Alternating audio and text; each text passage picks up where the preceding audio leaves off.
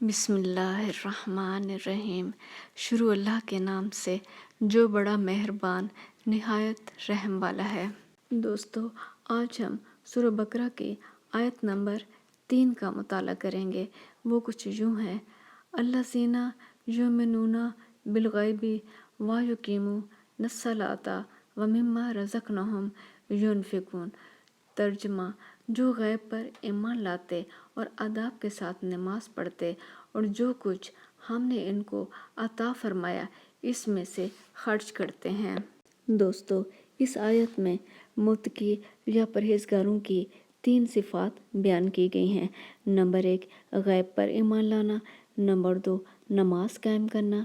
اور نمبر 3، جو مال اللہ نے انہیں عطا کیا اس میں سے خرچ کرتے ہیں۔ سب سے پہلے ہم یہ جاننے کی کوشش کرتے ہیں کہ غیب پر ایمان لانا کیا ہے۔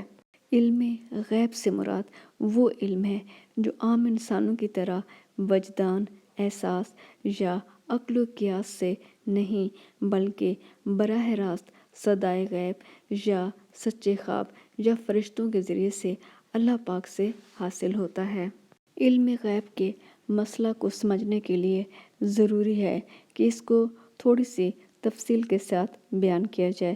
سب سے پہلے ہم یہ جان لیتے ہیں کہ انسان کے علم کے ماخذ کتنے ہیں۔ تو انسان کے علم کے ماخذ 2 ہیں، ایک وہ جو بلا واسطہ ہوتا ہے اور دوسرا وہ جو کسی واسطہ سے حاصل ہوتا ہے۔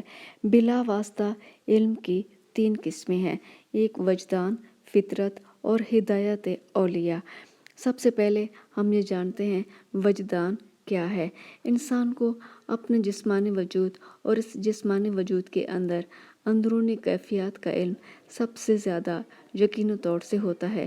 ہر شخص کو اپنے وجود کا یقین ہے اور اس کے اندر بھوک، پیاس، بیماری، صحت، غم، خوشی، خوف وغیرہ سب اس کا علم بلا واسطہ از خود اس کو ہو جاتا ہے۔ فطرت، اس میں کوئی شک شبہ نہیں ہے کہ اللہ پاک نے اپنی تمام مخلوقات کو کچھ نہ کچھ خاص خوبیاں عطا کی ہیں، اور یہ خاص خوبیاں وہ مخلوقات اپنے بارے میں جانتی ہیں۔ انہی خوبیوں کی وجہ سے وہ دوسری مخلوقات سے مختلف نظر آتی ہیں، اور اسی خوبی کو علماء اپنی اصطلاح میں فطرت اور اہل فلسفہ اس کو جبلت کہتے ہیں۔ حیوانات کو اپنے متعلق بہت سی باتوں کا علم از خود فطرتاً ہوتا ہے۔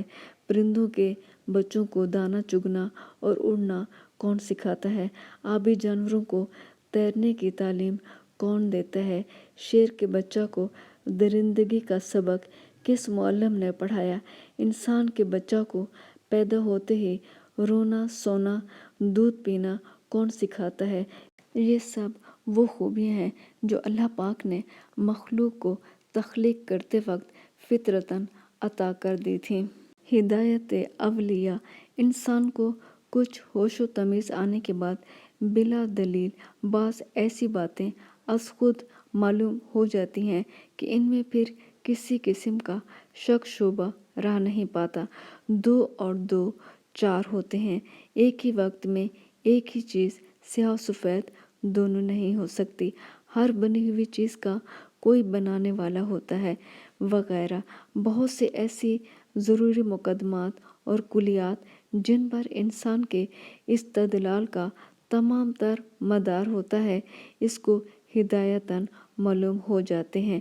یہ تو بلا واسطہ علم کی 3 قسمیں تھی جن کا ہم نے مطالعہ کیا۔ اس کے بعد علم انسانی کی وہ قسمیں ہیں جن کا علم اس کو کسی واسطہ سے ہوتا ہے۔ انسان کے پاس اس قسم کے 2 واسطے ہیں، ایک احساس اور دوسرا عقل۔ پہلے سے وہ گرد و پیش کی مادی چیزوں کا اور دوسرے سے ان مادی چیزوں کا جو سامنے موجود نہیں یا سرے سے خارج ہے، موجود نہیں بلکہ عالم الغیب میں ہے یا صرف ذہن میں ہے، علم حاصل کرتا ہے۔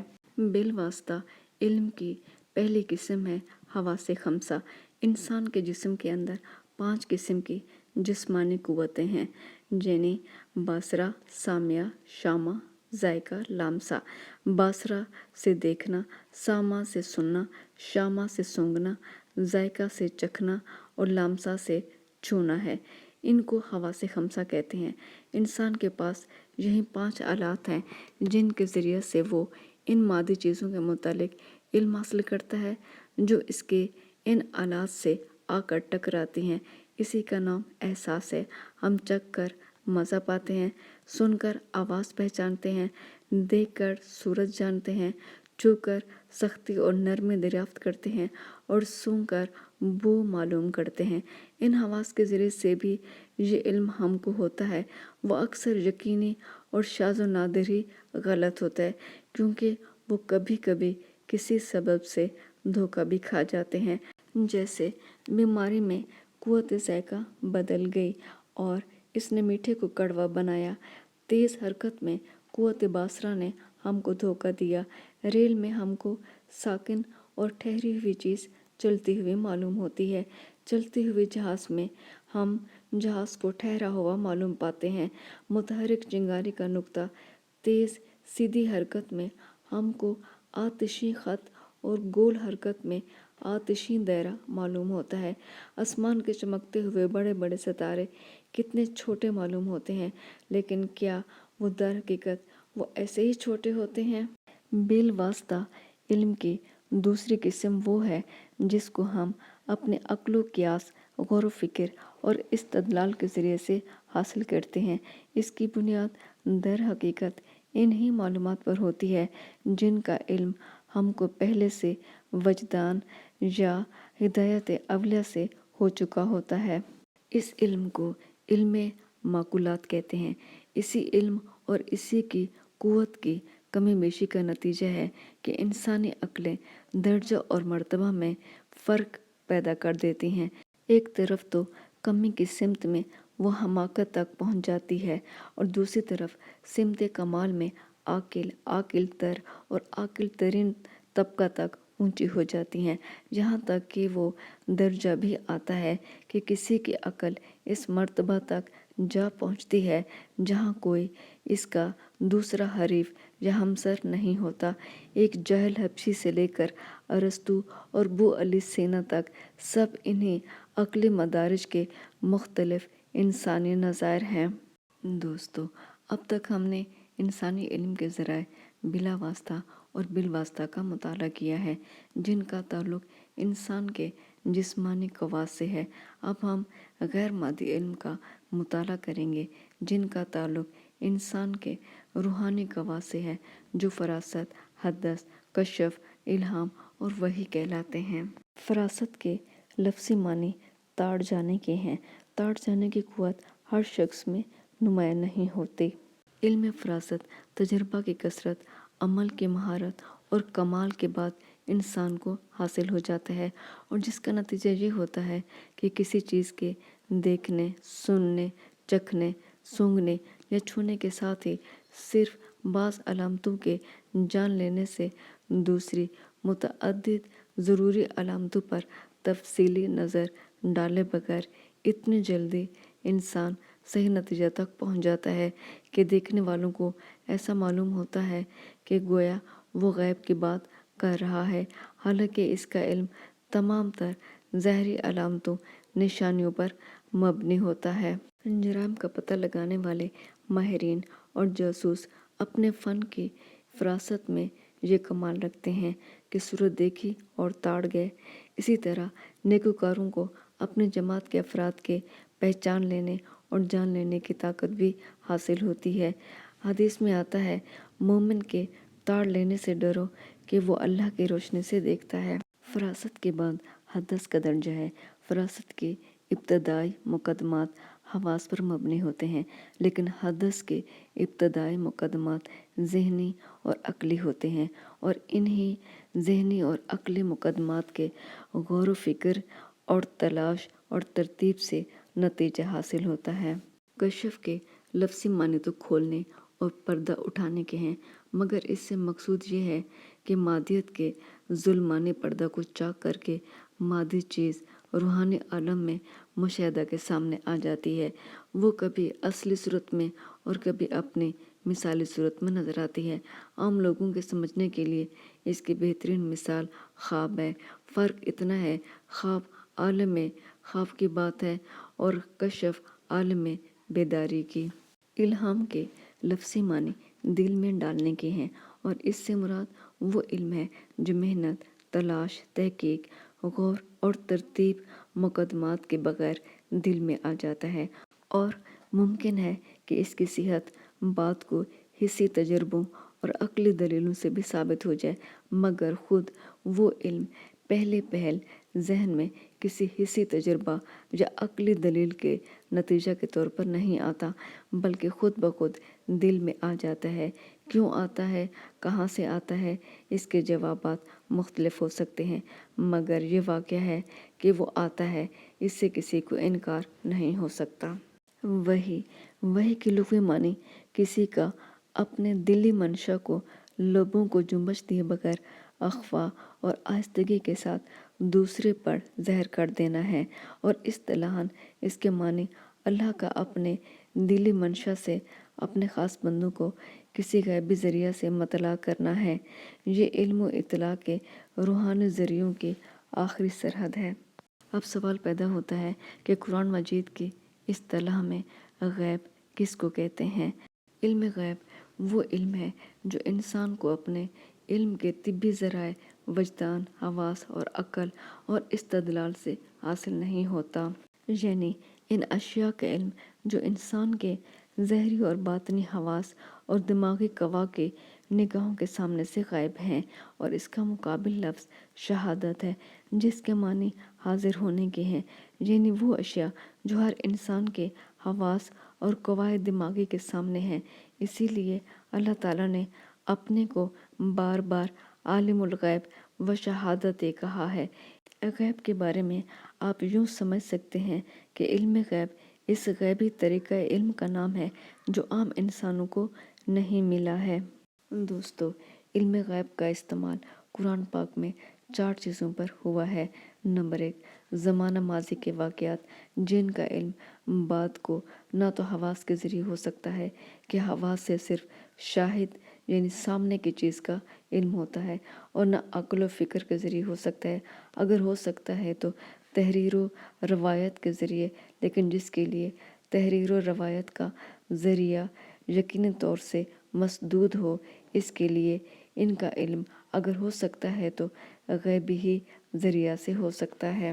مثال کے طور پر سورۃ آل عمران جس میں حضرت بی بی مریم کا قصہ بیان کیا گیا ہے، اللہ پاک اس طرح فرماتا ہے، یہ غیب کی خبروں میں سے ہے، اس کو ہم تیری طرف وحی کرتے ہیں، اور نہ تو ان کے پاس موجود تھا جب وہ اپنے قلم یعنی قرآ کے طور پر ڈال رہے تھے کہ کون مریم کو پالے، اور نہ تو ان کے پاس اس وقت تھا جب وہ جھگڑ رہے تھے۔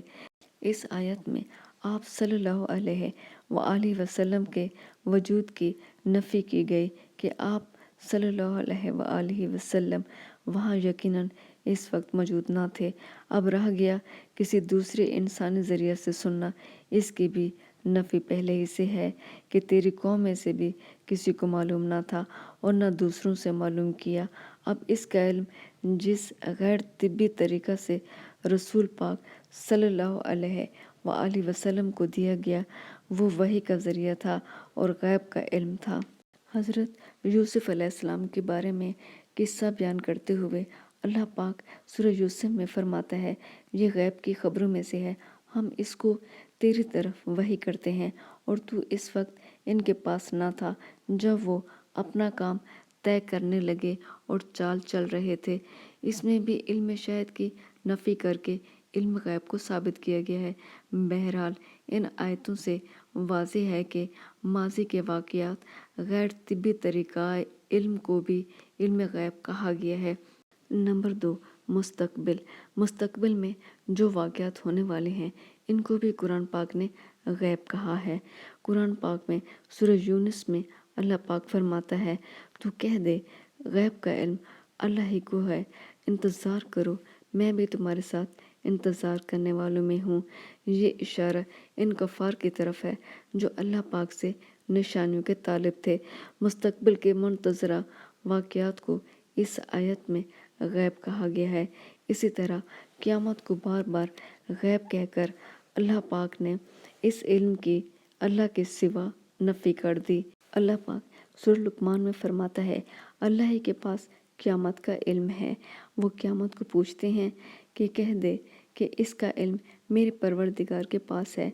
इसी तरह मुस्तक़बिल के दूसरे वाक़यात के इल्म की भी इंसानों से नफ़ी की गई है। सूरत लुक़मान में अल्लाह पाक फरमाता है, कोई नहीं जानता कि कल वो क्या करेगा और ना कोई ये जानता है कि वो किस सरज़मीन में मरेगा। नंबर 3, ज़माना हाल। इन चीज़ों पर भी गैब का इतलाक़ किया गया है जो गो माज़ी और मुस्तक़बिल नहीं बल्कि ज़माने हाल में मौजूद हैं। ताहम इंसान के हवास ख़म्सा और अक़ल की महदूद ताकत से इनका इल्म नहीं हो सकता। हमको देखने और सुनने की ताकत दी गई है, मगर इसके लिए किसी न किसी मुसाफ़त और दीगर चंद शराइत की कैद ज़रूरी है, जिनके बगैर हमारी ये ताकत बिल्कुल बेकार है। हम दिल्ली में बैठकर बम्बई के पेश नज़र मनाज़िर को नहीं देख सकते और ना ही बग़ैर आलात के हम यहाँ से वहाँ की आवाज़ सुन सकते हैं। इसलिए ज़माने हाल के इल्म के लिए भी जो तिबी शराइत और पाबंदियाँ हैं, इनके बगैर जो इल्म हासिल होगा वो गैब का इल्म होगा। आसमान और ज़मीन में इस वक्त जो कुछ है वो सब ज़माने हाल में सबके सामने मौजूद है। ताहम इसका इल्म हमारे हवास और अक़ल की महदूद दस्तरस से इस वक्त तक बाहर है जब तक हमारे देखने और सुनने और जानने के लिए अल्लाह ने जो तिबी शराइत बता दी है वो पूरे ना हो। अल्लाह पाक सूरत हूद में फरमाता है, और अल्लाह ही के लिए है आसमानों और ज़मीन का गैब। सूरत हुजरात में अल्लाह पाक फरमाता है, बेशक अल्लाह जानता है आसमानों और ज़मीन का गैब। नंबर 4, आलमी गैब के उमूर। आलमी गैब की आखिरी चीज़ वो अमूर हैं जो गैर मादी होने की वजह से हमारे हवास और अक़ल की तंग दायरा अमल से कतन बाहर हैं। हम फरिश्तों को नहीं देख सकते, खुदा की रवायत की सलाहियत नहीं रखते, जन्नत और दोज़ख हमको यहाँ नज़र नहीं आ सकती। ये तमाम अमूर भी गैब हैं। अल्लाह पाक सूरत अंबिया में फरमाता है, तो जो लोग अपने रब से डरते हैं गैब हैं। इसके अलावा सूरह बकरा में अल्लाह पाक फरमाता है, वो लोग जो ईमान लाते हैं गैब हैं। गैब हैं के मानी है बेजाने, बिन देखे, हवास से इल्म हासिल किए बगैर और बावजूद इसके कि वो चीज़ें इस आलम में देखे नहीं जा सकती हैं। पैगंबर को अल्लाह ताला गैब की जिन बातों से आगाह करता है वो इन चारों किस्म के अमूर गैब होते हैं। बाज़ गुज़श्ता कौमों और पैगंबरों के इबरत अंगेज़ और नसीहत अमेज़ हालात से भी रवायत और तहरीर के ज़रिए बगैर वही के वास्ता से इनको मतला करता है। आइंदा मुस्तकबिल में दुनिया के फितनों, उम्मत मुहम्मदिया के इनकलाबात, क़यामत के मनाज़िर और इसके बाद के पेश आने वाले वाक़यात का इल्म आपको दिया गया। दोस्तों, अब तक हमने ये जानने की कोशिश की कि इल्म गैब क्या है और कुरान पाक में कहाँ इस्तेमाल होता है। इसको जान लेने के बाद अब हम अपने असल मकसद की तरफ आते हैं कि मुत्तकी या परहेज़गारों के औसाफ क्या हैं। परहेज़गारों की पहली सिफत है ईमान बिल गैब। अहले तकवा का पहला वसफ़ ईमान बिल गैब है। गैब से वो पोशीदा उमूर और अनदेखी हकीकतें मुराद हैं जिनका इदराक इंसानी हवास से बाला है, जो तमाम इंसानों के तजर्बा और मुशाहदात में नहीं आ सकते। इनका इल्म हमें सिर्फ अंबिया अलैहिस्सलाम की वसातत से होता है। मसलन अल्लाह और उसकी ज़ात, सिफ़ात, मलाइका, वही, जन्नत, दोज़ख और अहवाल क़यामत वगैरह। बकौल मुफस्सिर इब्न जरीर रहमतुल्लाह अलैह, इन हक़ाइक़ को बिला देखे मानना और इन पर ईमान लाना ही ईमान बिल गैब है। इसलिए ईमान इस क़ल्बी कैफ़ियत का नाम है जो शक शोबा से बाला, क़ल्ब के लिए मौजिब इत्मीनान, दिमाग के लिए बाइस सुकून और रूह के लिए वजह हरारत हो। बस अहले तकवा मास मादियत के ग़ुलाम और महसूसात के बंदे नहीं होते, और ना ही वो ईमान लाने के लिए इस बात के मुंतज़िर रहते हैं कि तमाम हक़ाइक़ का اپنی آنکھوں سے مشاہدہ کریں، تجربہ کی کسوٹی پر پرکھیں، بلکہ مشاہدہ و تجربات کے بغیر فطرت سلیمہ اور پیغمبر خدا صلی اللہ علیہ وآلہ وسلم کی شہادت کی بنا پر ان تمام حقائق کو تسلیم کر لیتے ہیں۔